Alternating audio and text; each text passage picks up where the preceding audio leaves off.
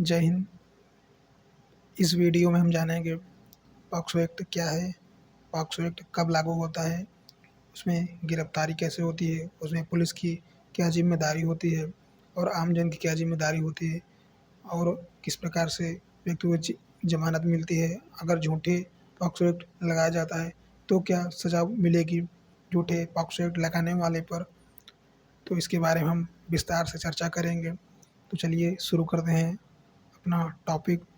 POCSO act का निर्माण महिला एवं बाल विकास मंत्रालय द्वारा सन 2012 में पॉक्सो एक्ट 2012 के नाम से किया गया था। 18 वर्ष से कम आयु के बच्चों के साथ किसी भी प्रकार से सेक्सुअल शोषण करने वाले व्यक्ति पर इस एक्ट के तहत कार्रवाई की जाती है। इस कानून का निर्माण नाबालिग बच्चों के साथ हो रहे यौन उत्पीड़न, शोषण और पोर्नोग्राफी और छेड़छाड़ के मामले को रोकने के लिए किया गया था। इस कानून के तहत अलग अलग अपराधों के लिए अलग अलग सजा का प्रावधान है। यह कब लागू होता है पॉक्सो एक्ट, इसके बारे में देखते हैं। हमारा पॉइंट है 18 वर्ष से कम उम्र के नाबालिग बच्चों के किसी भी शरीर में किसी भी लिंग या कोई भी सेक्सुअल एक्टिविटी या फिर उसका बच्चे का किसी प्रकार से शोषण होता है तो उस पर पॉक्सो एक्ट लगता है। यदि कोई व्यक्ति किसी नाबालिग बच्चे का यौन शोषण करता है तो उस पर पॉक्सो एक्ट के तहत मुकदमा पंजीकृत किया जाता है।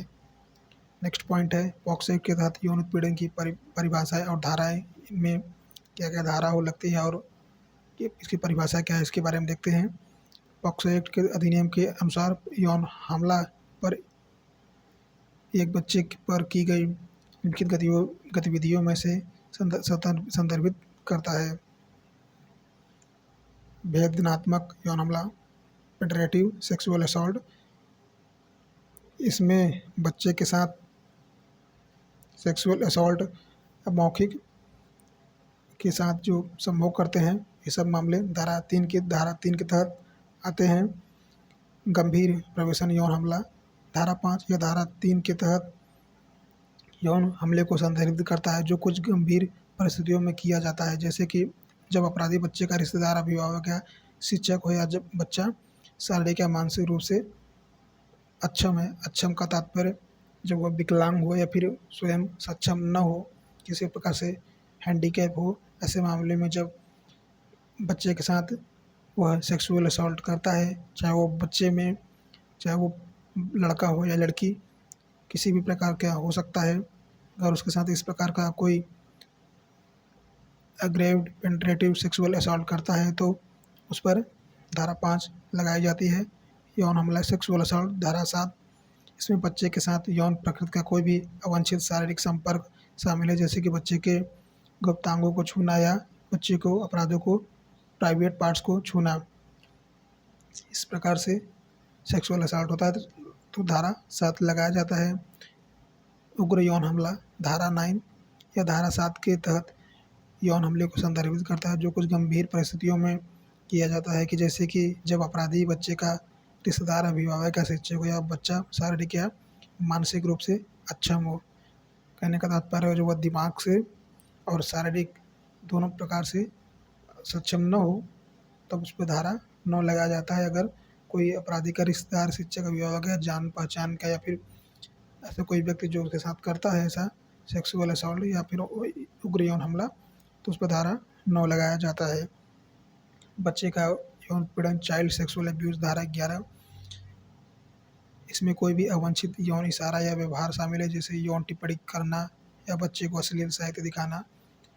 इसका तात्पर्य है कि अगर कोई बच्चा है जो 18 वर्ष से कम है, उसको ऐसी कोई अशब्द भाषा बोलना जो व्यावहारिक तौर पे नहीं बोला जाता है, जिससे बच्चे की भावनाएं आहत हो, वह सामाजिक दृष्टि से हीन हो, और उस पर कोई गलत तस्वीरें दिखाना। अश्लील साहित्य का मतलब तात्पर्य कोई ऐसी चीज़ें, कुकृत्य या फिर सेक्सुअल असॉल्ट जैसी चीज़ें दिखाना बच्चे का यौन उत्पीड़न माना जाएगा।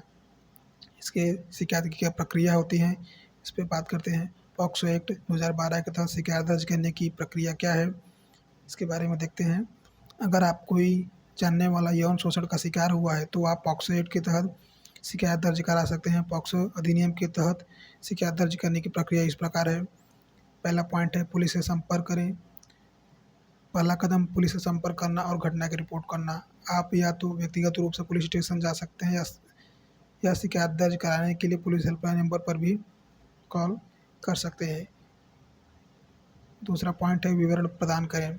आपको घटना की तिथि, समय और स्थान के साथ साथ यदि संभव हो तो अपराधी की पहचान जैसे विवरण प्रदान करने की आवश्यकता होगी। नेक्स्ट पॉइंट है मेडिकल जांच। पुलिस दुर्व्यवहार के सबूत इकट्ठा करने के लिए पीड़ित की मेडिकल जांच की व्यवस्था करेगी।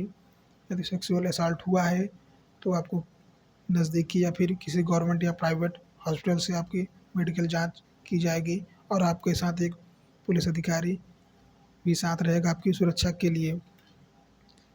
नेक्स्ट पॉइंट है प्राथमिकी दर्ज करना एफआईआर। अगर पुलिस को पता चलता है कि शिकायत पॉक्सो अधिनियम के दायरे में आती है तो वो प्रथम सूचना रिपोर्ट दर्ज करेंगे और जांच शुरू करेंगे। नेक्स्ट है परीक्षण। पॉक्सो अधिनियम के तहत एक नामित अदालत में मामले को की कोशिश की जाएगी। पीड़ित और गवाहों को कोर्ट में गवाही देनी होगी। यह ध्यान रखना महत्वपूर्ण है कि पॉक्सो अधिनियम के तहत पीड़ित और गवाहों की पहचान सुरक्षा के लिए भी प्रदान करता है।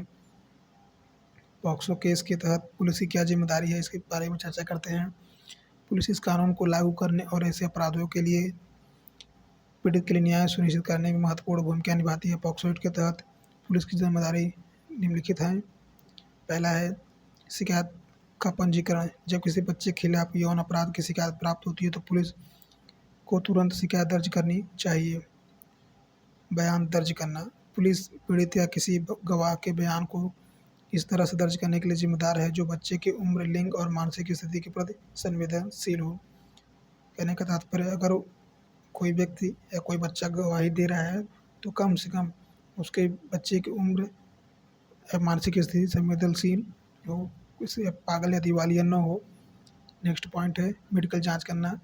पुलिस को यह सुनिश्चित करना चाहिए कि अपराध के सबूत इकट्ठा करने के लिए शिकायत के 24 घंटे के भीतर पीड़ितों को मेडिकल जांच हो। अगर पुलिस लापरवाही करती है तो उसमें सबूत को मिटा भी दिया जा सकता है या फिर कोई छेड़छाड़ की जा सकती है, जिससे कि पीड़ित को न्याय नहीं मिलने में देर हो सकता है या फिर नहीं मिल सकता। अभियुक्त की गिरफ्तारी। यदि अपराध में वो उनकी संलिप्तता या उसे संदेह है तो पुलिस के पास आरोपी व्यक्ति को बिना वारंट के करने की गिरफ्तार करने की शक्ति है। यह सबसे इम्पोर्टेंट फैक्ट है। यदि किसी बच्चे के साथ यौन उत्पीड़न होता है और अंदेशा है कि उस व्यक्ति ने किया है, जानकारी में है, या फिर पीड़ित अभियुक्त का क्रियाकलाप या फिर एक्टिविटी किसी प्रकार से ठीक नहीं है समाज में, तो पुलिस बिना किसी वारंट के उस अभियुक्त को गिरफ्तार कर सकती है। पीड़ित की सुरक्षा। पुलिस को जांच और मुकदमे के दौरान सुरक्षा और सहायता प्रदान करने के सहित पीड़ित की सुरक्षा सुनिश्चित करनी चाहिए। जांच और साक्ष्य संग्रह, एविडेंस इकट्ठा करना और इंक्वायरी करना। पुलिस को अपराध की गहन जांच करनी चाहिए। अपराध से संबंधित सभी सबूतों को इकट्ठा करना चाहिए और उसे कोर्ट में पेश करना चाहिए। फास्ट ट्रैक ट्रायल हमारा पॉइंट है, ये विशेष पॉइंट है। इससे कम समय में बहुत जल्दी से मुकदमे को सॉल्व किया जाता है ताकि न्याय जल्दी से जल्दी मिल सके। पुलिस को यह सुनिश्चित करना चाहिए कि पॉक्सो अधिनियम के प्रावधानों के अनुसार अभियुक्तों का मुकदमा समयबद्ध तरीके से चलाया जाए और उसे तेजी लाई जाए। बच्चों की सुरक्षा सुनिश्चित करने की और बच्चों के खिलाफ यौन अपराधियों को न्याय दिलाने के लिए पॉक्सो के अधिनियम तहत पुलिस की महत्वपूर्ण जिम्मेदारी है। इसमें जमानत किस प्रकार से मिलता है और कब नहीं मिलता है, इसके बारे में जानते हैं। हमारा पॉइंट है पॉक्सो एक्ट में सजा और जमानत। पॉक्सो एक्ट का यह एक बहुत गंभीर अपराध माना जाता है जिसमें दोषी व्यक्ति को कड़ी से कड़ी सजा दिए जाने का प्रावधान होता है। जो भी व्यक्ति इस अपराध को करने का दोषी पाया जाता है, इस अधिनियम में अपराध की गंभीरता आधार पर न्यूनतम 3 वर्ष से लेकर आजीवन कारावास तक की सजा का प्रावधान है। कुछ कंडीशन पे अगर आप पॉक्सो एक्ट में आरोपी को अभियुक्त को प्रमाणित या साबित नहीं कर सकते हैं तो वह किसी न किसी तरीके से जमानत के आधार पर छूट जाता है। ये पुलिस की जिम्मेदारी होगी कि वह सबूत और एविडेंस को और साक्ष्य को इकट्ठा करके कोर्ट में पेश करे ताकि अभियुक्त को न्याय मिल सके और आरोपी को सजा मिल सके, ताकि वह जमानत पर न छूटे और न ही समाज को दोषित कर सके। पॉक्सो एक्ट में मृत्युदंड की सज़ा। पॉक्सो एक्ट में संशोधन के बाद यह फैसला लिया गया था कि अगर कोई 12 साल से कम उम्र की लड़की के साथ बलात्कार का दोषी पाया गया तो दोषी व्यक्ति के पॉक्सो एक्ट में जमानत या बेल का प्रावधान को मौत की सज़ा दी जा सकती है।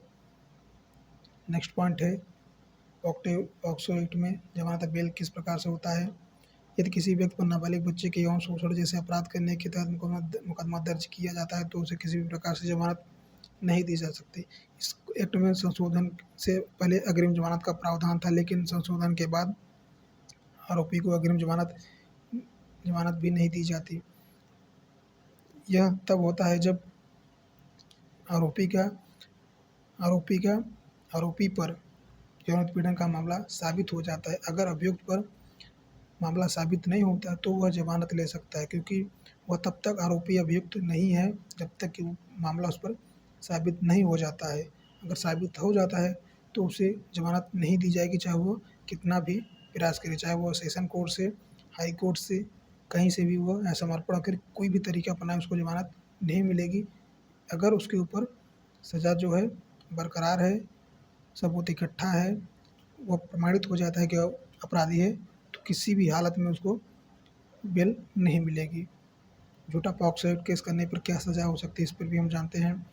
पॉक्सो एक्ट के तहत झूठी शिकायत करने से शिकायतकर्ता को कानूनी परिणाम भुगतने पड़ सकते हैं। इस अधिनियम की धारा 22 झूठी शिकायतों से संबंधित है और कहा गया है कि कोई भी व्यक्ति जो जानबूझकर झूठी शिकायत करता है या पॉक्सो एक्ट के तहत किसी भी व्यक्ति को झूठी जानकारी प्रदान करता है तो उसे कारावास की सज़ा दी जाएगी। 6 महीने तक बढ़ सकती है या जुर्माना हो सकता है अथवा दोनों हो सकता है। ऐसे मामले में पुलिस का धन, समय और कोर्ट का समय नष्ट होता है। तो अगर इस प्रकार से किसी झूठे प्रकार से मामले को दर्ज कराया जाता है तो गंभीर सज़ा भुगतना पड़ सकता है। 6 महीने से बढ़ भी सकता है, 2 महीने, 2 साल, जिस प्रकार से मामला हो, जिस प्रकार से आपने कोर्ट को और पुलिस वालों को गुमराह किया, उस प्रकार से आपकी सज़ा बढ़ सकती है। पॉक्सो एक्ट 2012 की विशेषताएं क्या हैं, इस पे देखते हैं, चर्चा करते हैं।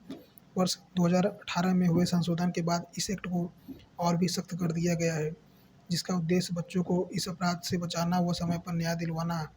इस तरह के मामलों में बच्चों को सुनवाई के लिए मनाना बहुत ही मुश्किल काम होता है, क्योंकि जो हादसा बच्चों के साथ होता है उन्हें मानसिक रूप से बहुत परेशानी का सामना करना पड़ता है। पॉक्सो कानून में बच्चों के साथ होने वाली सुनवाई कैमरे के सामने बच्चों के माता-पिता की उपस्थिति में होता है। इस केस में सुनवाई की पूरी रिकॉर्डिंग कैमरे के द्वारा की जाती है। यदि दोषी व्यक्ति ने ऐसा कोई अपराध किया है तो पॉक्सो एक्ट के तहत इसके अतिरिक्त किसी अन्य कानून के तहत अपराध होता है, तो उस स्थिति में दोषी व्यक्ति उस अपराध की सज़ा के तौर पर और भी सख्ती कार्रवाई की जाती है। कहने का तात्पर्य, अगर कोई बच्चा के साथ इस तरह का कोई कृत्य होता है तो माता-पिता की उपस्थिति में ही बच्चे की पूरी गवाही ली जाएगी, सुनवाई की जाएगी, किस प्रकार से क्या हुआ पूरी समीक्षा की जाएगी। अगर बच्चे के साथ यौन उत्पीड़न के साथ मारपीट की गई या फिर ऐसा कोई कृत्य किया गया है जो गंभीर अपराध हो तो उसके साथ और भी सख्ती अपनाया जा सकता है।